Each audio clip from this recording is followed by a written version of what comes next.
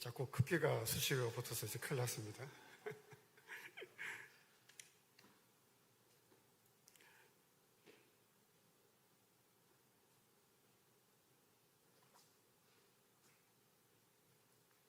우리가 인생을 살아가다 보면요, 놓치는 것도 많지만 후회스럽거나 후회하는 일이 많이 있습니다. 이런 후회가 있지만은 그럼에도 인생에서 놓치지 않고 늘 지켜야 할 것이 있고요, 때로는 욕심을 내지만 내 것이 아니기 때문에 버려야 하는 것들이 있습니다. 오늘 헌신 예배를 드리는 디모데 바울 남전대 여러분이 아마도 지키자 하는 것이 있는 반면에 내 것 같지만 내 것이 아닌 것을 놓고 고민하는 삶의 부분들이 있으리라 생각합니다. 이러한 고민이나 일에 대해서 오늘 본문의 말씀을 통해서 한번 생각해보고 결단할 수 있는 시간이 될 수 있기를 원합니다. 자, 오늘 본문은 너무 유명한 본문이죠. 우리가 너무나 잘 알고 있는 내용입니다. 더불어 이 내용은 마가복음뿐만 아니라 마태복음과 누가복음에도 기록되어 있는 말씀으로 특별히 물질에 대해서 관심이 있는 사람이라면 이 본문이 들어있는 책들을 사서 아마 한 권 정도는 읽어봤을 것입니다. 왜냐하면 오늘을 살아가는 우리에게 이 변화의 시대에 돈의 흐름을 아는 건 굉장히 중요한 일이죠. 그렇게 해야만이 우리가 살아갈 수 있기 때문입니다. 그리고 그리스도인으로서 물질에 대한 확고한 물질관이 필요하기 때문에 사실 오늘 말씀은 굉장히 중요한 말씀입니다. 오늘 본문이 이처럼 예수님께서 부자 청년에게 요구하신 재산을 다 팔아 가난한 자에게 나누어 주고 예수님을 따르라고 하신 말씀을 하실 때 이 부자 청년은 오늘 본문에 보면 슬픈 기색을 띠고 어떻게 해요? 근심하며 돌아갔다라고 하는 내용이 오늘 본문의 말씀입니다. 그런데 그 전에 예수님과 부자 청년의 이야기를 짚어보면은 예수님께서 하신 말씀을 통하여 우리가 지켜야 할 것이 있고요, 있다는 사실을 볼 수가 있습니다. 오늘 이 말씀을 통해서 다시 한번 우리가 새겨보기를 원하는데요, 먼저 본문을 보면 예수님께서 길을 가실 때 한 사람이 나와서 무릎을 꿇었다고 말씀하고 있습니다. 그리고 그가 예수님께 질문한 것이 무엇입니까? 어떻게 해야, 무엇을 해야 영생을 얻을 수 있는가를 질문을 합니다. 이 사람이 예수님 앞에 와서 무릎을 꿇었다는 것은 정중하면서도 그만큼 간절함을 가지고 있다는 것을 나타내는 것입니다. 그런데 우리가 먼저 분명히 기억해야 할 단어가 있습니다. 영생을 얻을 수 있는 방법입니다. 마태복음에서는 무슨 선한 일을 해야 영생을 얻을 수 있는지 물었고요, 누가복음에는 무엇을 해야 영생을 얻을 수 있는지를 예수님께 묻습니다. 그러니까 이 부자 청년의 관심은 무엇에 있습니까? 영생을 얻는 것에 있습니다. 영생을 위해서는 무엇인지 할 준비가 된 사람처럼 오늘 본문에 소개하고 있습니다. 이러한 청년에게 예수님은 오늘 본문에 뭐라고 하십니까? 율법을 지키라고 말씀을 하십니다. 오늘 이 청년이 어려서부터 율법을 잘 지켰다고 예수님께 말씀을 하죠. 왜 이런 말을 하냐면요, 유대인에게 당시 영생을 얻는 방법, 즉 구원을 얻는 방법은 율법을 잘 지키는 것입니다. 그렇잖아요. 구약시대에 율법을 지키는 것 외에는 구원을 얻는 방법이 없습니다. 그래서 이 청년이 오늘 어릴 때부터 율법을 잘 지켰다라고 이야기합니다. 그리고 오늘 예수님께서 이 청년에게 왜 율법을 잘 지키라 하시냐면은 예수님께서 오신 이유가 무엇입니까? 예수님께서는 율법을 완성하러 오셨죠. 그래서 오늘 율법을 지키라고 말씀을 하십니다. 이처럼 현재 우리도 지켜야 할 것이 바로 다른 것이 아니라 말씀입니다. 말씀은 하나님 사랑과 은혜뿐만 아니라 지혜를 주시며 삶의 지표가 되어주고요, 또 우리가 살아가는 세상에서 그리스도로 살아가는 방식을 잘 알려주기 때문입니다. 그런데 지금 어릴 때부터 율법을 잘 지킨 이 젊은 부자는 왜 영생을 얻는 방법을 예수님께 물으러 왔을까요? 이 부자 청년은 율법을 지키고 나름 사람들에게 부러움을 사는 부도 가지고 있었지만은 율법만으로는 영생을 얻는 것에 대해서 불확실하고 또 사람들에게 누구나 다가오는 이 피할 수 없는 죽음의 문제에 대해서 고민하고 있었던 것 같습니다. 그래서 영원한 생명, 영생을 얻는 데서 오늘 예수님께 묻고 있습니다. 그래서 예수님의 소문을 듣고 그 방법을 찾고자 예수님께 나온 것입니다. 아무도 이 사람에게는 이 문제가 간절했던 것 같습니다. 그래서 그는 사회적 체면이나 신분을 생각하지 않고 예수님께 나와서 어떻게 해요? 무릎을 꿇고 예수님께 자신이 무엇을 해야, 무슨 선한 일을 해야 영생을 얻을 수 있는지를 묻고 있습니다. 오늘 이 청년과 같은 간절함을 오늘 헌신 예배를 드리는 남전도에 여러분에게 있기를 원합니다. 세상에서 내가 있는 위치와 신분 때문에 때로는 떳떳하게 신앙인으로서 모습을 보이지 못하고 숨는 것이 아니라 오늘 이 부자 청년과 같이 세상에서 나의 문제를 해결해 줄 예수 그리스도를 늘 고백하는 삶을 살아갈 수 있기를 원합니다. 자, 어릴 때부터 이 청년은 율법을 잘 지켰다라고 이야기합니다. 그런데 이 부자 청년의 고민거리를 해결할 수 있는 것이 쉽지 않은 듯합니다. 왜냐하면 예수님께서 영생을 위해서 얻기 위해서 해야 할 일 한 가지가 더 있다고 말씀하시죠. 뭐라고 하십니까? 같이 읽어볼까요? 우리 마가복음 죄송합니다. 제가 앞에 넘겨가지고 21절입니다. 같이 시작. 예수께서 그를 보시고 사랑하사 이르시되 내게 아직 한 가지 부족한 것이 있으니 가서 내게 있는 것을 다 팔아 가난한 자에게 주라. 그리하면 하늘의 보화가 내게 있으리라. 그리고 와서 나를 따르라 하시니. 자, 오늘 예수님께서 말씀을 잘 지키고 영생에 대한 소망이 있는 이 부자 청년에게 그를 사랑하시는 마음으로 무엇을 하고 하십니까? 그의 재산을 다 팔아서 가난한 자에게 나누어 주라고 이야기합니다. 그리고 뭐라고요? 와서 나를 따르라고 말씀하십니다. 그런데 오늘 이 말씀에 오늘 이 부자 청년이 어떻게 반응합니까? 뭐라고요? 그 사람이 재물이 많은 거로 이 말씀으로 인하여 슬픈 기색을 띠고 근심하며 갔다고 이야기합니다. 여기서 우리가 짚어볼 내용이 있는데요. 이 청년은 예수님께 나올 때 무슨 선한 일을 하여야 영생을 얻을 것인가에 대해서 물었다는 것입니다. 이 부자는 말씀을 따라 충분히 그것을 지켰음에도 불구하고 왜 선한 일을 해야 한다고 생각을 하고 있었을까요? 왜 선한 일을 해야 한다고 생각하고 있었을까요? 율법에서 이야기하는 것을 그가 지켰다면 이웃에게도 충분히 사랑을 베풀었을 가능성이 큽니다. 그리고 하나님의 율법을 지켰으면 하나님의 대해서도 철저하게 그 말씀대로 살아갈 가능성이 큽니다. 그리고 이웃에게 사랑을 베풀었다면 당연히 구제도 했겠죠. 율법이 그것을 요구하기 때문입니다. 그럼에도 이처럼 이야기한다는 것은 그가 무엇인가 더 어려운 행위를 통해서 구원의 문제를 해결하려는 생각을 가졌다는 것을 추적할 수가 있습니다. 그리고 그 방법을 예수님께서는 내가 가진 것을 다 팔아서 가난한 자에게 나누어 주라고 하신 것입니다. 예수님의 방법이 우리는 극단적이라고 생각할 수 있습니다. 만약 여러분 지금 재산을 다 팔아서 나눠주고 나오라면 하실 수 있을까요? 지금 여러분 지갑 속에 있는 돈을 지금 다 헌금을 하려면 아마 그죠? 갈등을 하시는 분도 계실 것입니다.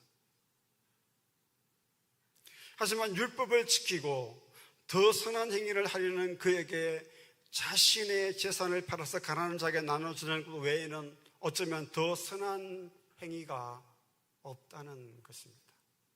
왜요? 율법을 철저히 지켰기 때문에 그 이상의 더 선한 행위는 없다는 것입니다. 그리고 이 부자 청년이 비록 영생을 얻기를 원했지만 그가 가지고 있는 가치관은 율법주의와 물질적인 가치관을 가지고 있다는 것을 보여주고 있는 것입니다. 그가 정말 영생을 얻고자 한다면 이 부자 청년이 가지고 있는 가치관이 완전히 부서져야 하는 것입니다. 그러나 이 부자 청년이 가지고 있는 율법주의와 물질적인 가치관 때문에 뭐라고요? 슬픈 기색을 띠고 근심하며 돌아갔다고 이야기하고 있습니다. 다시 말해서 그가 가진 재물에 대한 손실을 어떻게 생각하고 있는지를 보여주고 있는 것입니다. 자신이 가진 것을 잃는 것을 어떻게 해요? 슬퍼한다는 것입니다. 영생은 영원히 사는 것을 의미합니다. 하지만 이 부자 청년과 같이 자신의 의를 드러내고 풍족한 물질을 가지고 사는 것을 의미하는 것이 아닙니다. 영생은 구원에 관한 일이죠. 영생을 얻는다는 것은 우리가 구원을 받았다는 분명한 전제가 있어야 하기 때문입니다. 예수님께서는 부자 청년에게 이와 같이 가치관의 변화를 요구하신 것입니다. 그리고 이러한 가치관의 충돌에 결국 이 부자 청년이 영생보다는 무엇을요? 물질에 더 관심이 있다는 사실을 깨닫게 하신 것을 보여줍니다. 하지만 예수님께서 하신 말씀은 여기에 끝나지 않습니다. 예수님께서는 모든 재산을 가난한 자에게 나누어주는 이 부자 청년에게 분명히 한 가지 약속을 하십니다. 뭐라고 하십니까? 예수님께서는 재산을 다 팔아 가난한 자에게 나눠주면 하늘에 뭐가요? 보화가 이 청년에게 있을 것이라고 분명한 약속을 주셨습니다. 예수님께서는 영생을 얻기를 원하는 이 청년에게 그 물질을 다 팔아서 가난한 자에게 나누어주면 그에 상응하는 보상을 약속하신 것입니다.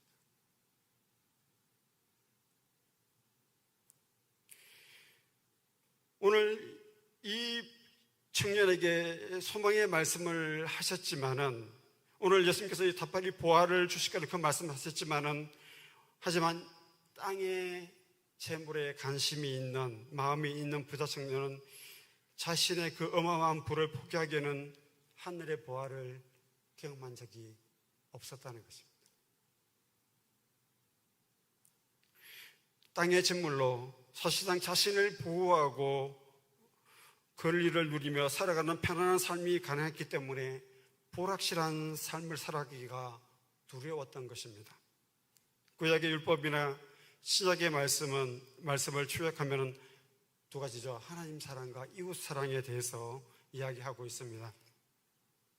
이렇게 본다면 이 부자 청년은 그가 율법대로 살았고, 앞에 말씀드린 대로 구제도 했지만은 그것은 그저 율법에 따른 행위였고요. 사실상 그 안에 무엇이 없었다고요? 사랑이 없었다는 것입니다. 이러한 그의 고민은 그가 구원의 문제를 해결하는 데 큰 어려움을 겪게 만든 것입니다.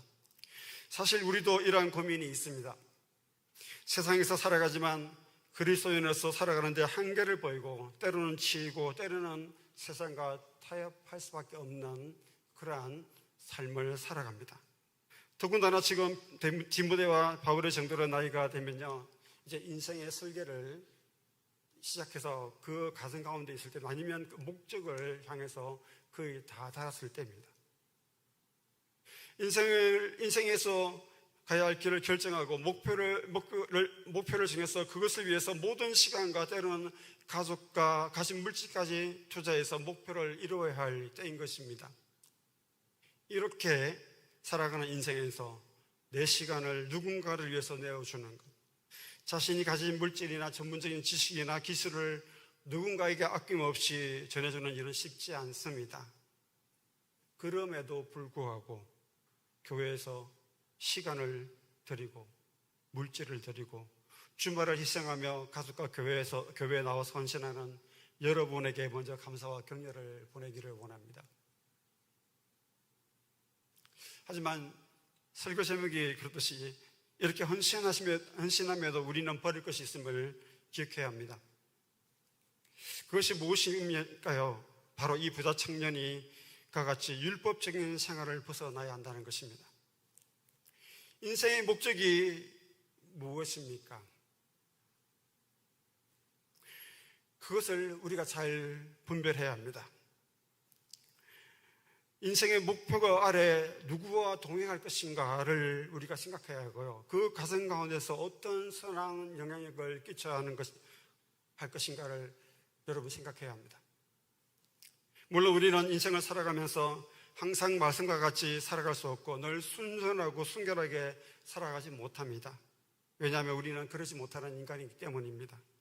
그래서 오늘 이 부자 청년의 뒷이야기를 보면요, 예수님께서는 부자가 천국에 들어가기가 낙타가 바늘기에 들어가는 것보다 힘들다고 말씀을 하십니다. 그런데 예수님께서 이 이야기 전에 이 부자 청년을 향해서 하신 것이 있습니다. 뭐라고 하냐면 예수님께서 오늘 21절 말씀이죠. 다시 보시면 이렇게 이야기하십니다. 앞에만 보겠습니다. 예수님께서 뭐라고요? 그를 보시고 사랑하사라고 하십니다. 오늘 예수님께서 그를 보시고 사랑하사라고 말씀하고 있습니다. 사실상 예수님은 이 부자 청년의 사정과 그가 물질에 대해서 어떤 가치관을 가지고 계신지 알고 있었습니다. 그래서 그에게 율법을 지킬 것을 말씀하셨고 그가 어렸을 때부터 율법을 잘 지켰다는 말을 합니다. 그가 오늘 이 부자 청년이 율법을 잘 지키기 때문에 예수님께서 이 부자 청년을 사랑하신 것일까요? 그렇지 않습니다.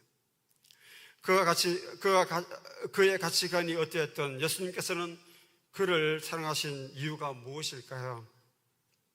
우리가 아는 뒷이야기는 슬픈 기색을 띠고 돌아간 부자 청년이었고요.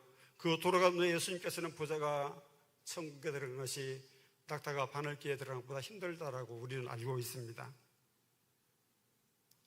그리고 오늘 그 말씀 때문에 이 부자 청년이 아마도 구원을 받지 못할 것이라고 생각하고 있습니다.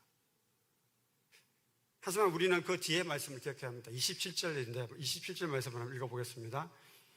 예수께서 그들을 보시며 이르시되 사람으로는 할 수 없으되 하나님으로는 그렇지 아니하니 하나님으로는 다 하실 수 있느니라. 뭐라고요? 사람은 할 수 없지만 하나님은 할 수 있다고 말씀하십니다. 사실 우리가 생각하니까 조금 다르게 생각할 수 있는 말씀을 예수님께서 여지로 남겨두셨습니다. 그 청년이 어쩌면 구원을 받을 수 있었다는 것이죠. 사람의 힘이나 의지로는 할 수 없지만 하나님은 할 수 있다는 것. 그래서 하나님께서 하신 일이 무엇입니까? 십자가에서 우리를 위해서 피 흘리기까지 아들을 보내시고 사흘 만에 살아나셔서 세상에 없는 가치와 능력으로 이 땅 가운데 천국에 들어갈 수 있는 방법을 알려주셨다는 것입니다. 그리고 예수님께서 세상의 가치를 가진 죄인을 바라보시며 사랑하는 그들을 어떻게 해요? 사랑하셨다는 것입니다. 누구를 보듯이요? 오늘 이 부자 청년을 보듯이 누구를요? 저와 여러분을 사랑하셨다는 것입니다. 이처럼 오늘 이 땅에서 그리스도인으로 살아가는 우리를 사랑의 눈으로 바라보시며 우리의 부족함을 부자 청년같이 알려주시고 채워주시며 가르쳐주시며 길을 인도해 주십니다. 오늘 우리가 이 예수님을 믿고 있다는 사실을 잊어서는 안 되겠습니다. 말씀을 정리하겠습니다. 오늘 헌신 예배를 드리는 디모데, 바울, 남대 회원 여러분, 먼저 우리가 이 땅을 살아가면서 세상이나 교회에서나 어느 공동체 속에서 하나님 앞에 나아가는 것을 부끄러워하지 않기를 바랍니다. 우리가 이 땅을 살아가며 무엇을 한다 해도 우리의 삶에 간섭하시는 하나님을 떠날 수 없습니다. 하나님은 세상에서도 우리의 모습이 당당하기를 원하십니다. 그래서 그리스도인으로 살아가면서 나의 삶이 하나님께 나의 그리스도인으로서 살아가면서 나의 삶이 하나님께서 인정하시는 삶이 되기를 원하십니다. 그래서 이렇게 이야기합니다.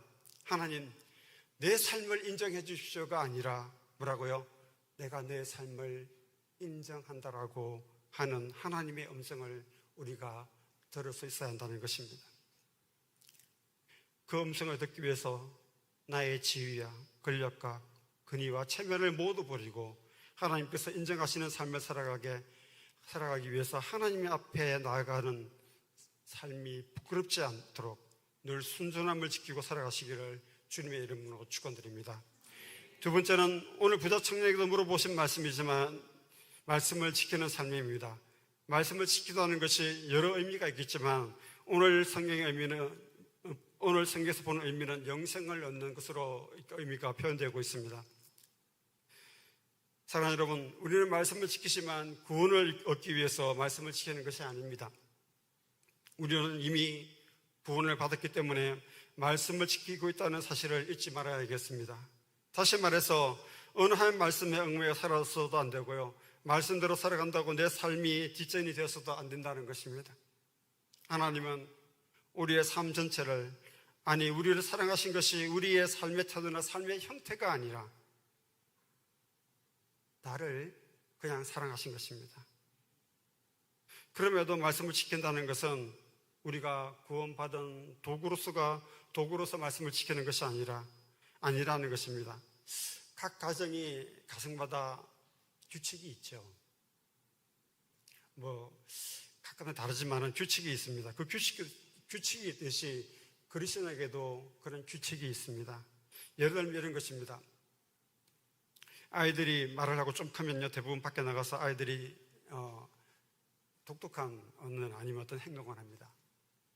예를 들어 이런 겁니다.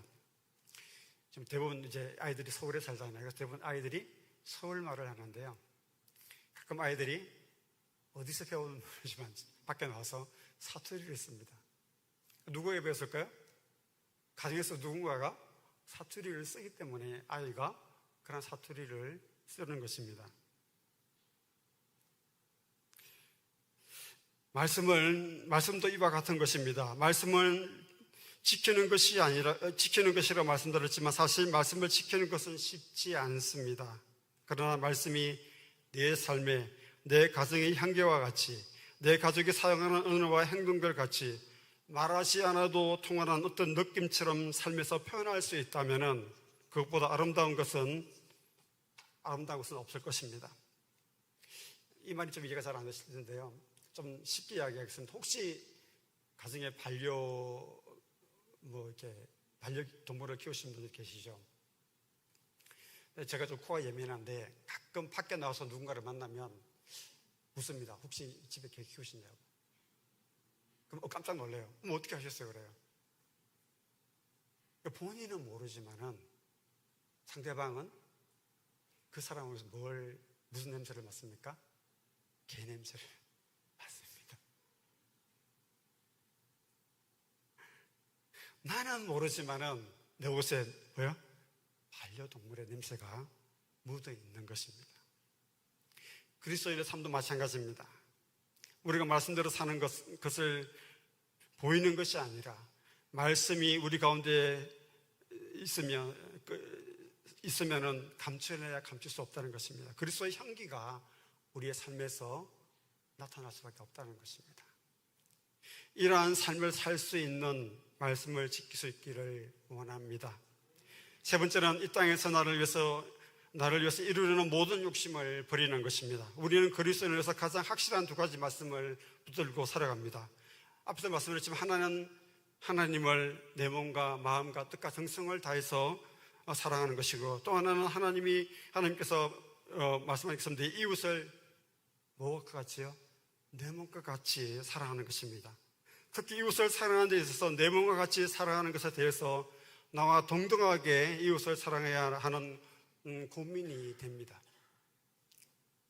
그런데 예수님께서 마태복음 5장 38절 이하에 이렇게 말씀하십니다. 뭐라고 하시냐면요, 오른밤을 치는 자에게는 왼쪽 밤을 내밀고 속옷을 가지고 자는 자에게는 겉옷도 주라고 말씀하시고요, 오리를 가고 자는 자에게는 심리를 가주라고 말씀하십니다.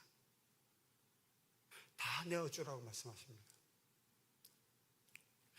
근데 사실 인간적인 마음으로 우리가 그것을 할 수가 없습니다. 부자 청년이 그랬듯이 율법으로만 대한다면 쉬운 일입니다. 그렇잖아요. 율법으로 대하면 쉽게 할 수 있어요. 오늘 예수님께서 부자 청년에게 사랑이 없음을 보신 것과 같이 내 감정이나 나의 가치관, 내가 알고 있는 정보, 느낌 등으로 사람을 판단하면 안 된다는 것입니다. 더불어 앞에서 말씀한 것 같이 우리가 어떤 목적을 세우고 나아갈 때 그 목적이 무엇인가가 중요합니다. 근데 그리스도인에게 목적은 무엇입니까? 너무나 다 알잖아요. 우리가 그 목적은 하나님의 영광을 위해서 하는 것입니다. 그렇다면 그 목적 아래 누구와 동행할 것이며 무슨 선한 능력을 끼칠 수 있는지를 생각해 보면 그곳에는 내가 없습니다. 아니, 정확히 내가 하나님의 도구로 사용되고 있음을 발견할 수 있는 것입니다.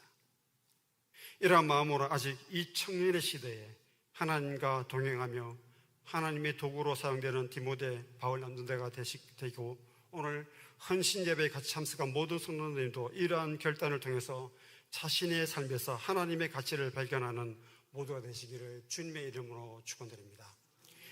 기도하겠습니다.